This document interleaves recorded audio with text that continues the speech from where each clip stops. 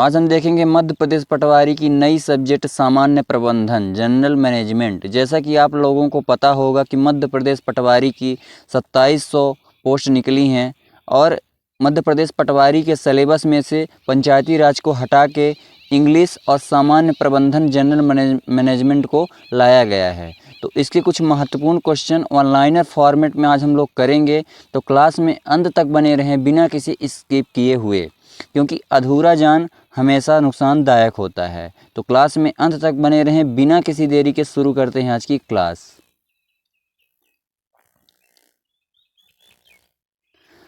हमारा आज का पहला क्वेश्चन है, किसी भी कार्य को सुचारू रूप से संपन्न करने के लिए नितांत आवश्यक है। तो किसी भी कार्य को सुचारू रूप से संपन्न करने के लिए नितांत क्या आवश्यक है? तो वो हो जाएगा संगठन। किसी भी कार्य को सुचारू रूप से संपन्न करने के लिए नितांत आवश्यक है संगठन। समन्वय करना किसके कार्यों में सम्मिलित है? समन्वय करना किसके कार्यों में सम्मिलित है? इसका जो उत्तर होगा प्रबंधन। समन्वय करना प्रबंधन के लिए आवश्यक है। यहाँ किसी संस्था, व्यक्ति, देश या समाज तक सीमित नहीं है। यह प्रबंधन की कौन सी विशेषता है? तो यह प्रबंध सार्वभौमिक है। यह किसी संस्था, व्यक्ति, देश या समाज तक सीमित नहीं है। यह प्रबंधन की कौन सी विशेषता है? तो ये हो जाएगी प्रबंध सार्वभौमिक विशेषता हो जाएगी। परिसंपत्ति एवं देनदारियों का वितरण किसमें लिखा जाता है? तो लिखा जाता है तुलन पत्र, बैलेंस शीट में। परिसंपत्ति एवं देनदारियों का वितरण किसमें लिखा जाता है? तो तुलन पत्र, बैलेंस शीट में लिखा जाता है। प्रबंधन का विशिष्ट अध्ययन इसे क्या बनाता है? तो जो प्रबंधन का विशिष्ट अध्ययन है एक पेशा बनाता है। चुने हुए विकल्पों में से किसी एक के संबंध में निर्णय करना क्या कहलाता है? चुने हुए विकल्पों में से किसी एक के संबंध में निर्णय करना क्या कहलाता है? तो कहलाता है निर्णयन। नेतृत्व का कल्पना किसके अभाव कठिन है? नेतृत्व का कल्पना किसके अभाव में कठिन है? तो है अनुयायियों के। अनुयायियों के अनुभव में नेतृत्व की कल्पना कठिन है। जब कोई कंपनी हानिग्रस्त होती है तो ब्रांड धारकों को ब्रांड पर ब्याज का भुगतान करना अनिवार्य है या नहीं? यह अनिवार्य नहीं है। जब कोई कंपनी हानिग्रस्त होती है मतलब कि उसे हानि होती है तो ब्रांड धारकों को ब्रांड पर ब्याज का भुगतान करना अनिवार्य है या नहीं? तो इसका जो राइट आंसर होगा यह अनिवार्य नहीं है। हमारा नेक्स्ट क्वेश्चन है, प्रथम श्रेणी प्रबंधन को किस अन्य नाम से जाना जाता है? तो प्रथम श्रेणी प्रबंधन को पर्यवेक्षक प्रबंधन के नाम से जाना जाता है। तकनीकी तथा नैतिक मानदंडों के अनुरूप कार्य करता है प्रबंधन। तो जो प्रबंधन है तो तकनीकी तथा दैनिक मानदंडों के अनुरूप कार्य करता है। कार्य शासकीय हो या अशासकीय हो, किसके अभाव में सफल नहीं हो सकता? तो श्रेष्ठ के, श्रेष्ठ संगठन। तो कार्य शासकीय हो या अशासकीय, कहने का मतलब कार्य शासकीय हो या प्राइवेट हो, कोई भी हो, किसके अभाव में सफल नहीं हो सकता? होता है श्रेष्ठ संगठन के अभाव में संपन्न नहीं हो सकता। संगठन प्रशासन की कौन सी क्रिया है? तो संगठन जो होगी प्रशासन की पूर्व क्रिया है। पूर्व क्रिया संगठन प्रशासन की क्रिया है। हमारा अगला क्वेश्चन है, किसी कर्मचारी को वेतन के अतिरिक्त पुरस्कार स्वरूप राशि प्रदान करना क्या कहलाता है? तो कहलाता है प्रोत्साहन। किसी कर्मचारी को वेतन के अतिरिक्त पुरस्कार स्वरूप राशि प्रदान करना कहलाता है प्रोत्साहन। अधिकार सत्ता के प्रतियोजन का अर्थ है अधीनस्थों को निर्धारित सीमाओं में कार्य करने हेतु अधिकार प्रदान करने से है। यह कथन किसका है? तो मिलेट का है। अधिक सत्ता के प्रतियोजन का अर्थ अधीनस्थों को निर्धारित सीमाओं में कार्य करने हेतु अधिकार प्रदान करने से है। यह कथन किसका है? तो यह मिलेट का। प्रबंध किस प्रकार का प्रयास है? तो जो प्रबंध है तो सामूहिक प्रकार का प्रयास है। सामूहिक प्रकार का प्रबंधन प्रयास है। B2B क्या है? तो व्यवसाय से व्यवसाय, बिजनेस टू बिजनेस हो जाएगा B2B का मतलब। TQM क्या है? तो टोटल क्वालिटी मैनेजमेंट। TQ का फुल फॉर्म पूछ रहा है तो टोटल क्वालिटी मैनेजमेंट हो जाएगा TQM का अर्थ। किसी वस्तु के मूल्य निर्धारण को मुख्य रूप से कौन सा तत्व प्रभावित करता है? तो किसी वस्तु के मूल्य निर्धारण को मुख्य रूप से कौन सा तत्व प्रभावित करता है? तो मांग, जो डिमांड होती है तो किसी भी वस्तु के मूल्य निर्धारण को मुख्य रूप से प्रभावित करता है।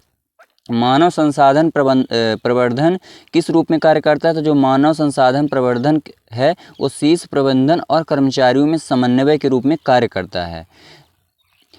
किसी फार्म का साझेदार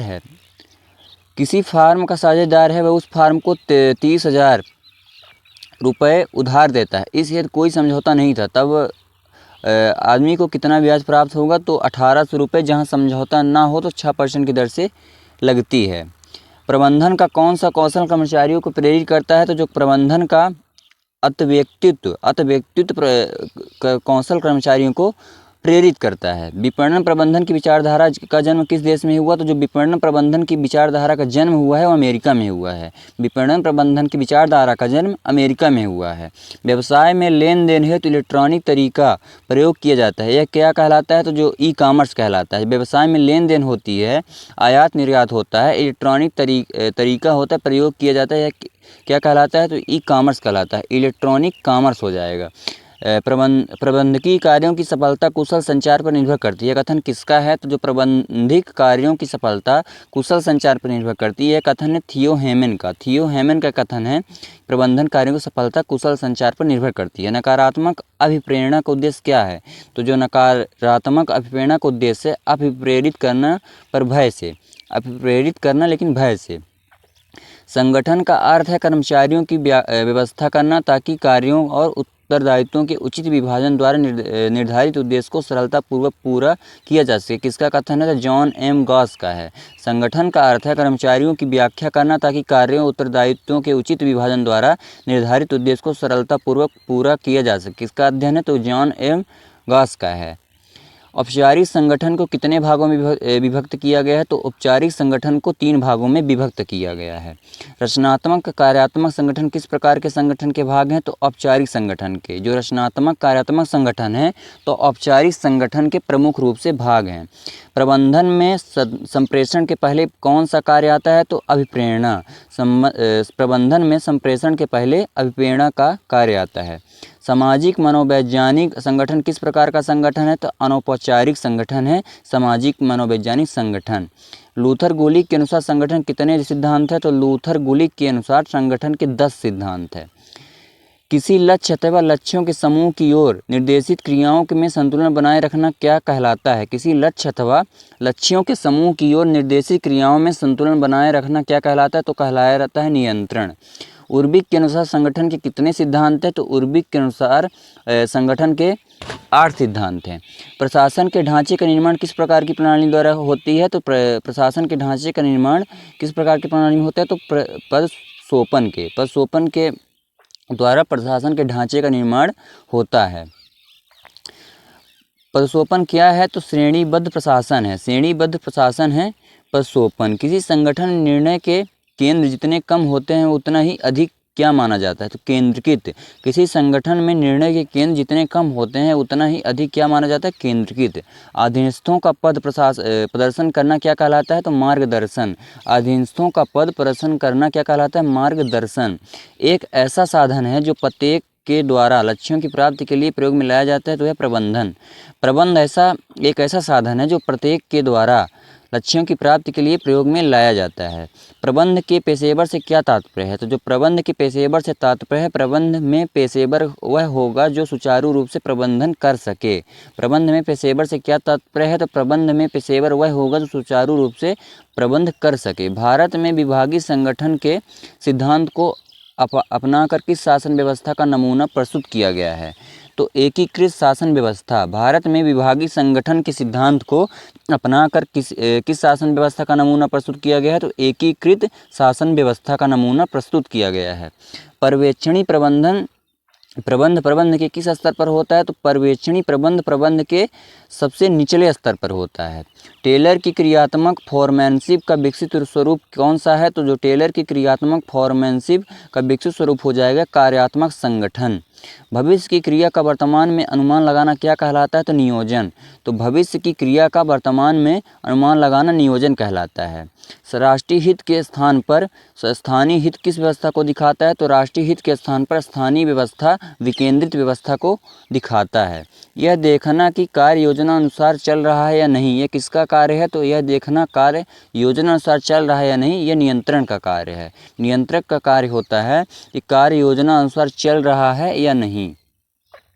जब व्यवस्था की भविष्य में आय निश्चित व नियमित हो तब क्या निर्गमित किया जाता है? तो जब संस्था की भविष्य में आय निश्चित व निर्मित हो तो ऋण पत्र व बॉन्ड निर्गमित किया जाता है? किस सिद्धांत में संगठन का आकार पिरामिड की तरह दिखाई देता है? तो प्रसोपन सिद्धांत के अनुसार सिद्धांत का संगठन का आकार पिरामिड की तरह दिखाई देता है। सब एक के लिए और एक सब के लिए क्या दर्शाता है? तो सब एक के लिए और एक सब के लिए दर्शाता है सामूहिक उत्तरदायित्व। सामूहिक उत्तरदायित्व दर्शाता है सब एक के लिए और सबके लिए एक। व्यावसायिक संगठन के प्रशासनिक प्रमुख को क्या कहा जाता है? तो व्यावसायिक संगठन के प्रशासनिक समूह को महाप्रबंधक, सामान्य प्रबंधक कहलाता है या कहा जाता है। सूत्र और स्टाफ, लाइन एंड स्टाफ में स्टाफ क्या है? तो लाइन एंड स्टाफ में स्टाफ विभाग के गृह प्रबंध संबंधी या प्रबंधात्मक कार्य को संपन्न करता है। अचानक से किया गया परीक्षण किसका एक रूप है? तो अचानक से किया गया एक परीक्षण नियंत्रण का एक रूप है। विज्ञापन भर्ती कौन सा स्रोत है? तो ब्रह्म स्रोत है विज्ञापन भर्ती। POSD, पोस्टिंग और क्रॉब सिद्धांत में P और S से क्या तात्पर्य है? तो P से तात्पर्य होगा प्लानिंग और S से स्टाफिंग हो जाएगा इस सिद्धांत का अर्थ। सर्वप्रथम प्रशासन और प्रबंधन में किसके अंतर स्पष्ट किया? तो सर्वप्रथम प्रशासन और प्रबंधन में किसके अंतर का स्पष्ट किया? तो ओलिवर शेल्डन ने इसमें अंतर स्पष्ट किया। व्यवस्था की सफलता या असफलता के लिए कौन उत्तरदायी होता है? तो व्यवस्था की सफलता और असफलता के लिए जो उत्तरदायी होता है तो प्रबंध उत्तरदायी होता है। प्रबंध के संपूर्ण ढांचे की नींव क्या है? तो जो प्रबंध के संपूर्ण ढांचे की नींव है वो है संगठन। प्रत्यादेश क्या है? तो प्रत्यादेश है चयन प्रक्रिया का अंतिम चरण। चयन प्रक्रिया का अंतिम चरण हो जाएगा प्रत्यादेश कहलाता है। व्यवसाय का टिकना एवं उन्नति किस पर निर्भर करता है? तो व्यवसाय का टिकना उन्नति निर्भर करता है मानव संसाधन विकास पर। मानव संसाधन विकास पर निर्भर करता है व्यवसाय का टिकना एवं उन्नति निर्भर करती है मानव संसाधन विकास पर। प्रधानमंत्री कार्यालय किस प्रकार का अभिकरण है? तो जो प्रधानमंत्री कार्यालय होगा उस स्टाफ अभिकरण का एक रूप है। प्रधानमंत्री कार्यालय स्टाफ अभिकरण का एक प्रकार है। कौन समाज के विकास में एक महत्वपूर्ण भूमिका अदा करता है? तो जो समाज के विकास में एक महत्वपूर्ण भूमिका अदा करता है वह है प्रबंध है। क्या प्रबंध प्राकृतिक विज्ञान की भांति एक निश्चय विज्ञान है? नहीं, यह निश्चय विज्ञान नहीं है। जो प्रबंध है ये प्राकृतिक विज्ञान की भांति एक निश्चय विज्ञान नहीं है। भावी कर्मचारियों की खोज किस प्रक्रिया में की जाती है? तो भावी कर्मचारियों की खोज जो होती है भर्ती प्रक्रिया में की जाती है। किसी ठेकेदार के माध्यम से भर्ती हो तो यह क्या कहलाएगी? तो जो किसी ठेकेदार के माध्यम से अगर कोई भर्ती होती है तो प्रत्यक्ष भर्ती कहलाती है। प्रशिक्षण से किसमें वृद्धि होती है? तो जो प्रशिक्षण से वृद्धि होती है तो मनोबल में प्रशिक्षण से वृद्धि होती है। आवधिक कर्ज क्या है? तो जो आवधिक कर्ज होता है दीर्घकालीन देनदारियां होती हैं आवधिक कर्ज का उदाहरण। निर्देशन के किस सिद्धांत के अनुसार कर्मचारी को निर्देशन केवल एक वरिष्ठ अधिकारियों से प्राप्त होना चाहिए? तो एकात्मकता। निर्देशन के सिद्धांत के अनुसार कर्मचारी को निर्देशन केवल एक वरिष्ठ अधिकारी से प्राप्त होता है जो कि है एकात्मकता। पदोन्नति को रोकना किस प्रकार का अभिप्रेरण का हिस्सा है? तो नकारात्मक ऋणात्मक अभिप्रेरण है पदोन्नति को रोकना। मानवीय संबंध व्यक्तियों के साथ व्यक्तित्व या सामूहिक रूप से व्यापार करता है किसका कथन है? तो नॉर्मन मायर। मानवीय संबंध व्यक्तियों के साथ व्यक्तिगत या सामूहिक रूप से व्यवहार करना किसका कथन है? तो नॉर्मन मायर का कथन है मानवीय संबंध व्यक्तियों के साथ व्यक्तिगत या सामूहिक रूप से व्यवहार करना। कौन विभिन्न वित्तीय आंकड़ों का तुलनात्मक प्रस्तुतिकरण होता है? तो वित्तीय विवरण का विश्लेषण आंकड़ों का तुलनात्मक प्रस्तुतिकरण होता है। लोक लेखा समिति किस प्रकार की समिति है? तो जो लोक लेखा समिति होगी नियंत्रक प्रकार की समिति होगी। लोक लेखा समिति नियंत्रक प्रकार की समिति कहलाती है। प्रशासन एक व्यापार शब्द है और वो डैश डैश वह केवल इसके अंग है। तो प्रशासन एक व्यापार शब्द है और प्रबंध और वह संगठन केवल इसके अंग है। जो प्रबंध और संगठन है तो प्रशासन एक का व्यापार का अंग है। प्रबंधकों के प्रशिक्षण एवं विकास में कौन सहायक है? जो प्रबंधकों के प्रशिक्षण एवं विकास में सहायक होता है संगठन। लोक सेवा समिति किस पर नियंत्रण रखती है? तो जो लोक सेवा समिति होती है और सार्वजनिक वित्त पर नियंत्रण रखती है। सार्वजनिक वित्त पर लोक सेवा समिति नियंत्रण रखती है। जहां लेखाकर्म समाप्त हो जाता है वहाँ क्या आता है? तो अंकेक्षण आता है जहां लेखाकर्म समाप्त हो जाता है। अनौपचारिक संगठन में सत्ता का प्रवाह किस ओर चलता है? तो अनौपचारिक संगठन में जो सत्ता का प्रवाह होता है नीचे से ऊपर की ओर चलता है। दो या दो से अधिक व्यक्तियों के तथ्यों के विचारों और भावनाओं का आदान प्रदान क्या कहलाता है? जो दो या दो से अधिक व्यक्तियों के तथ्यों, विचारों और भावनाओं का जो आदान प्रदान होता है वो संप्रेषण कहलाता है। इलेक्ट्रॉनिक उपार्जन, ई उपार्जन का संबंध किससे है? तो जो ई उपार्जन का संबंध होगा कंपनियों के व्यापार से होगा। औपचारिक संगठन में सत्ता का प्रवाह किस ओर चलता है? तो औपचारिक संगठन में सत्ता का जो प्रवाह होता है तो ऊपर से नीचे की ओर चलता है। सत्ता का एक स्थान पर सिमट कर न रहना बल्कि इसका हस्तांतरण होना क्या कहलाता है? तो सत्ता का प्रत्योजन कहलाता है। सत्ता का एक स्थान पर सिमट कर न रहना और हस्तांतरण होते रहना। प्रबंधकीय कार्यों के लिए मंच कौन तैयार करता है? जो प्रबंधकीय कार्यों के लिए मंच तैयार करता है वो करता है संगठन। जो प्रबंधकीय कार्यों के लिए मंच तैयार करता है तो कौन करता है? संगठन। तो आई होप फ्रेंड्स, ये हमारी पहली क्लास जो कि मध्य प्रदेश पटवारी के जनरल मैनेजमेंट की है, तो आई होप आपको अच्छी लगी होगी। अगर क्लास अच्छी लगी तो ज़्यादा से ज़्यादा अपने दोस्तों के साथ शेयर करिए, लाइक करिए। अगर चैनल में आप नए हैं तो चैनल को सब्सक्राइब करिए। Thank you so much. जय हिंद, जय भारत।